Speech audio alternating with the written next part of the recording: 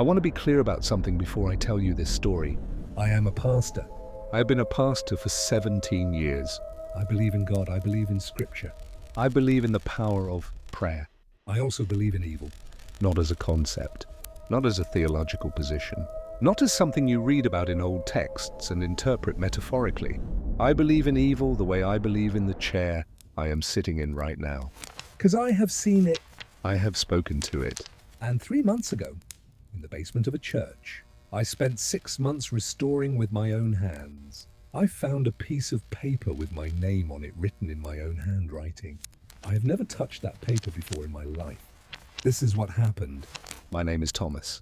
I served as a pastor in the city for 11 years. I won't go into detail about what happened 3 years ago that ended that chapter of my life. What I will say is that I went through a period of doubt so profound and so consuming that I could not stand at a pulpit and speak about faith when I had none left. I spent 2 years in a kind of wilderness, not geographic, spiritual. 2 years of silence and questioning and sitting alone in rooms wondering if everything I had built my life on was real. Then one morning I drove out of the city without a plan and found myself on a road I had never been on before in a town I had never visited, and at the end of a gravel path set back from the road I saw a building that stopped me completely. A church. Old abandoned, windows boarded, paint gone. The wooden cross above the entrance rotted and leaning, weeds consuming the steps. A rusted iron gate at the entrance, of the path hanging open like it had been that way for decades.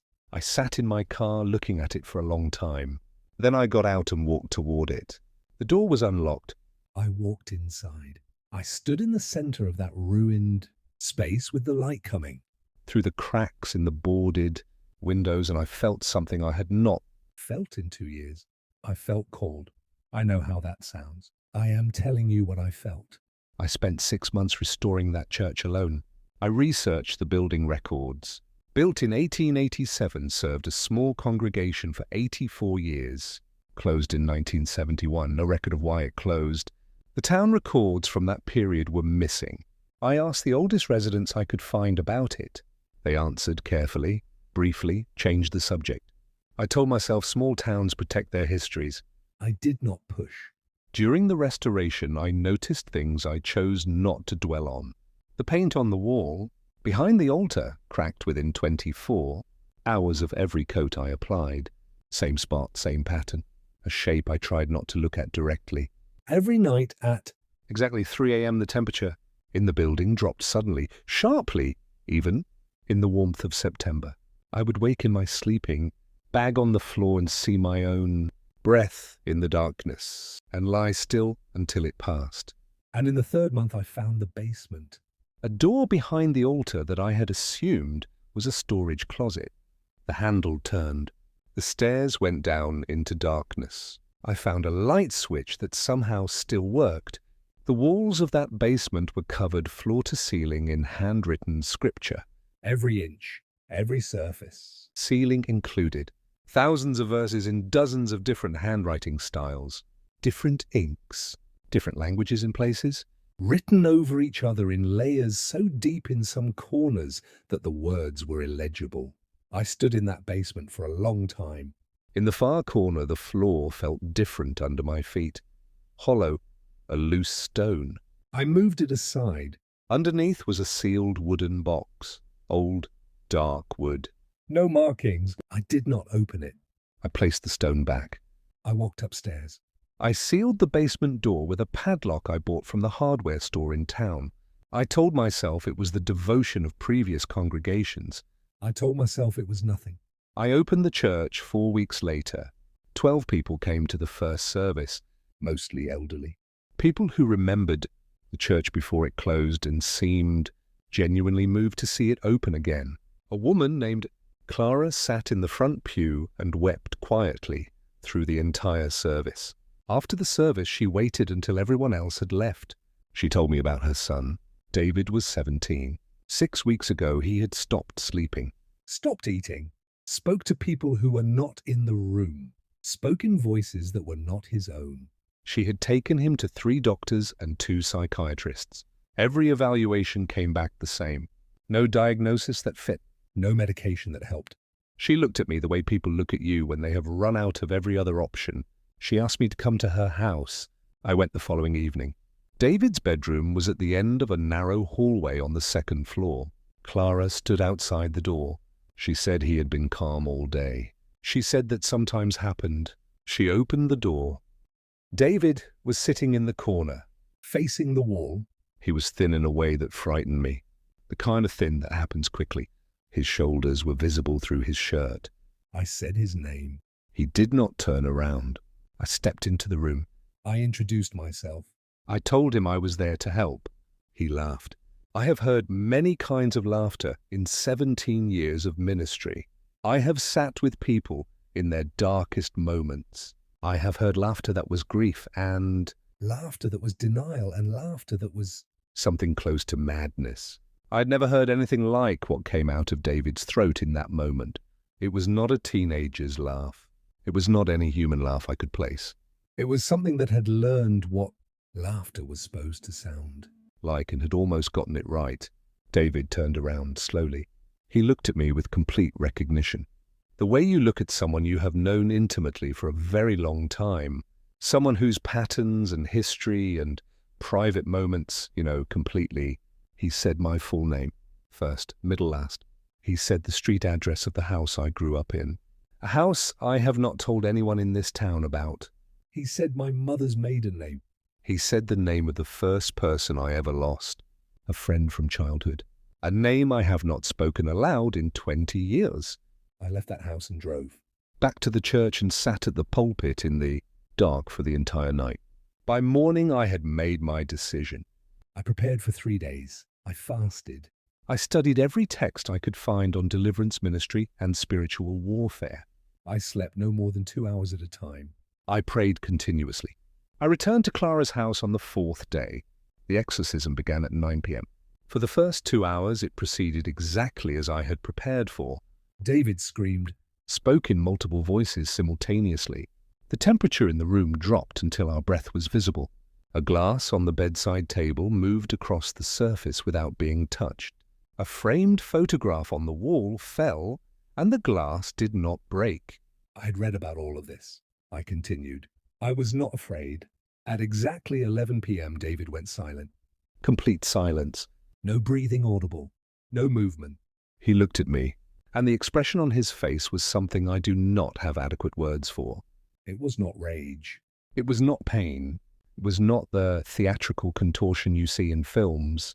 It was patience. Ancient patient amusement. The expression of something that has been waiting for a very long time and has just watched the last piece fall into place. David said very quietly, very clearly, "You opened the basement." I did not move. He told me about the box, the specific corner, the loose stone, the sealed wooden lid. He described the box in detail I had not shared with anyone. Then he told me what was inside it. He told me this building had been waiting since 1887, that every pastor who served in it came to it the same way I did, searching, broken, feeling called. That the church was not abandoned in 1971, that the last pastor who served there, a man named Elias, had understood what the building was doing, had sealed the basement, had burned every record he could find, had told the congregation never to return, that Elias had written a warning that he buried under the loose stone in the basement corner, inside the sealed wooden box, that I had found it and put the stone back and padlocked the door above it. But I had already been inside, and something had already come upstairs with me, and in the 6 months I spent restoring that building, sleeping on its floor, filling it with my prayers and my voice and my faith, I had done exactly what it needed. I had made it a church again. David smiled. He said, "You didn't restore it, Thomas. You fed it." I pushed through. I continued the exorcism. I am a man of faith, and I believe in what I was doing, and I was not going to stop. At midnight, David collapsed, completely limp. Clara screamed and crossed the room to him. I stood in the center of the room, breathing hard, hands still raised, Bible still open. 30 seconds of silence. Then every light in the house went out simultaneously. Complete darkness. I heard something move across the floor.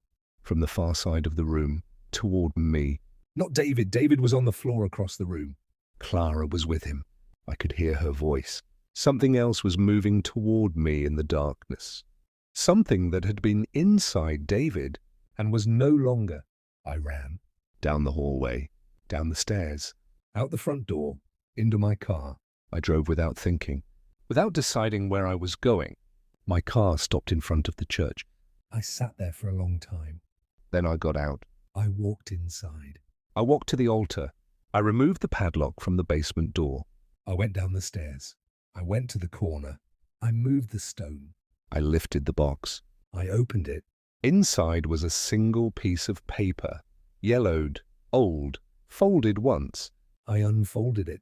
It was a list of names, 11 names written vertically down the page, each one crossed out with a single horizontal line. Pastors, I assumed. Names going back generations. At the bottom of the list, below the 11 crossed out names, was a 12th name. My name. Full name, exactly as it appears on my ordination certificate, written in my own handwriting. I have never held this box. I have never seen this paper. I have never been in this basement before tonight with a pen in my hand, but the handwriting was mine. I know my own handwriting the way I know my own face. I drove home. I locked every door. I sat at my kitchen table until the sun came up. I did not go back to the church for 3 days. On Sunday morning, I stood at the pulpit and looked out at my congregation. All 12 of them were in their usual seats, completely still, not moving, not shifting in their seats the way people do, not looking around, not adjusting their clothing or checking their phones or whispering to the person beside them. 12 people sitting in absolute stillness, staring at me.